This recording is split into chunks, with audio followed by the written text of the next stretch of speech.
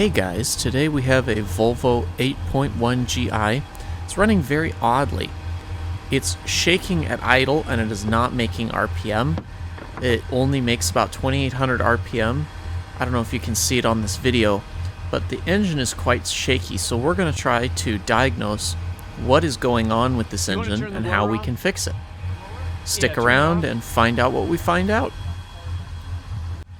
Huh? It's the one on the far right. Yeah.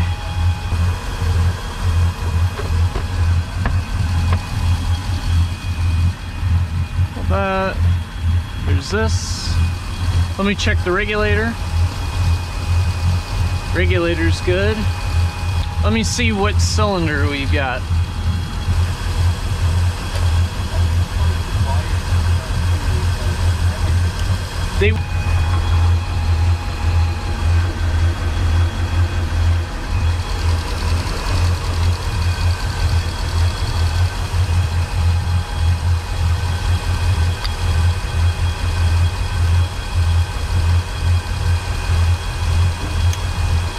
Problem is, these engines run so smooth.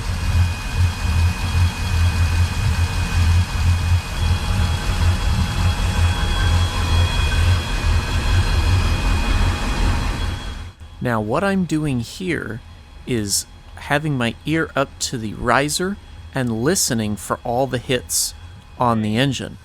So I do this with both sides to figure out which side the misfire's on. I'm gonna have to get where you are. I have to lay down. I have to listen to the manifold.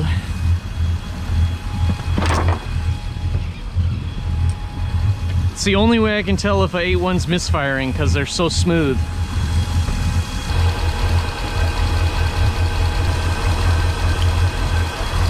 There's no difference on this cylinder. Nothing. Nobody's home. I shut it down. We're gonna pull a plug.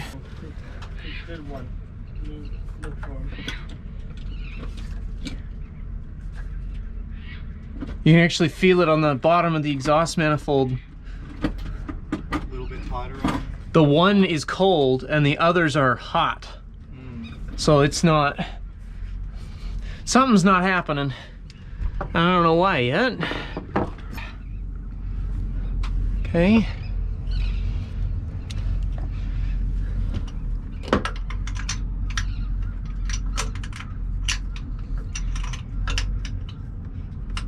There it is.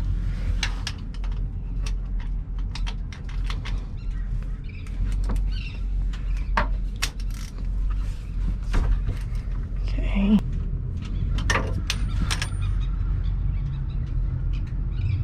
Looks really dry, doesn't it? Mm-hmm. You think number one injector's dead? I don't know. Does it smell like fuel? Does it smell like? No, it's kind of dry. Yeah, it really doesn't smell like fuel for misfiring. I'm gonna pull out another one. Because you can see it tried to burn at one point, but you can have a clogged injector that doesn't run right that does the same thing. Like if it's 10 or 20% clogged, it won't run right because it's not getting enough fuel at idle.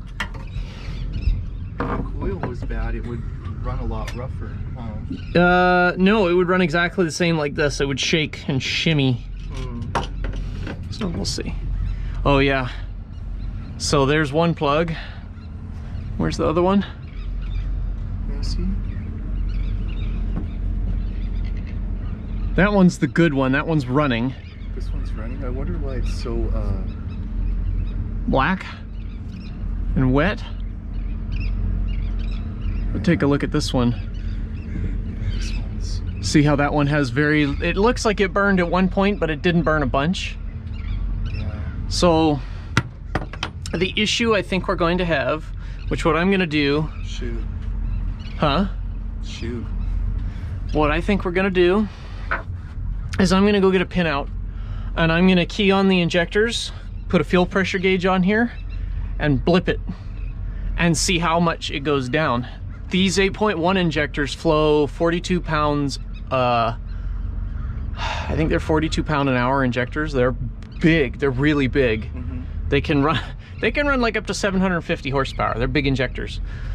Because of that, they pulse them really small. So if there's a clog and they pulse it really small, when there's a small pulse, hardly any fuel comes out. When you start getting up on plane, usually the engine starts recovering because it starts pushing a bunch of fuel. Yeah, it's you know, between 1 and 2, a lot of vibration, and it's like a pulsing vibration. Like Yep. it'll vibrate.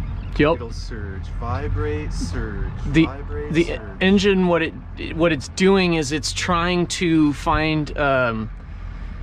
It's not smart enough to figure out what's going on, so it'll change timing. And when it notices the RPM drop, but the throttle position is the same, and the vacuum drops, it will increase fuel. So it doesn't really know what if like the engine's running lean. It doesn't know how to determine that. So we're going to do a quick determining on that. And it's actually, this is not the first 8.1. Almost all the 8.1s that get problems eventually have this problem. Sometimes we save it before it needs it, but a lot of the times we don't. I always say to get an 8.1 running buttery smooth, you got to do injectors every time you do fuel module.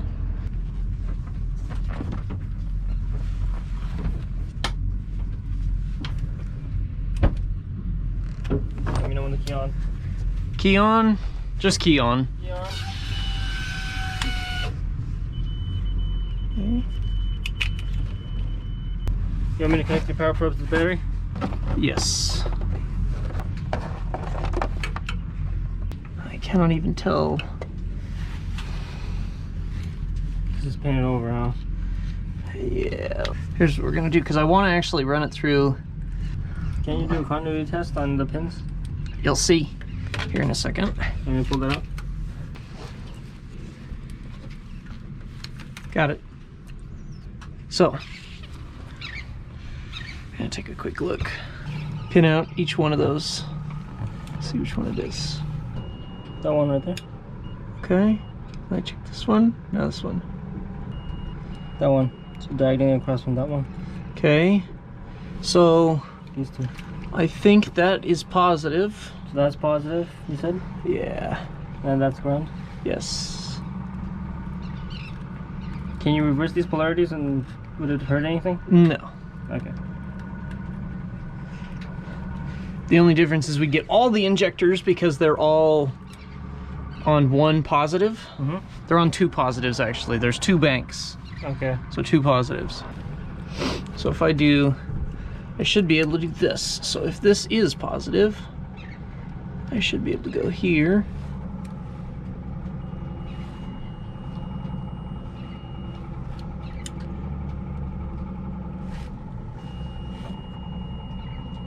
Yeah, so this is positive. So we are going to add, let me see my bag. I should have an alligator clip in there. Okay, there's that. Hold this to positive power.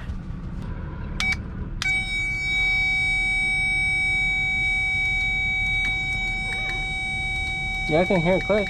But you see how slow it's going? Key on and off again. So we clicked it, that's probably 40 milliseconds and it got down to about 30. Can't you use a ground probe? You can. It doesn't have alligator clips, so you don't have to hold it like that. See how much more it's going down on that one? Yeah, I see it. So do it one more time. Okay, do it one more time. I want to verify again on this one. This.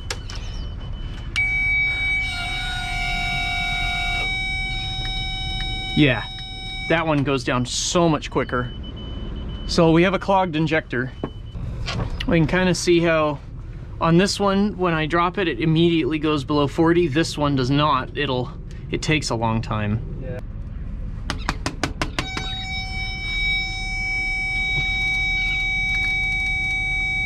And then if I, yeah, so, no, it's not. You're right, it's not. Just being a little bit off is enough. Up to 10% difference in variance. Yeah, that's more than 10%. Though. Okay, so we can turn this all off if you want to undo our little positive. Yep, just wash my face on that thing.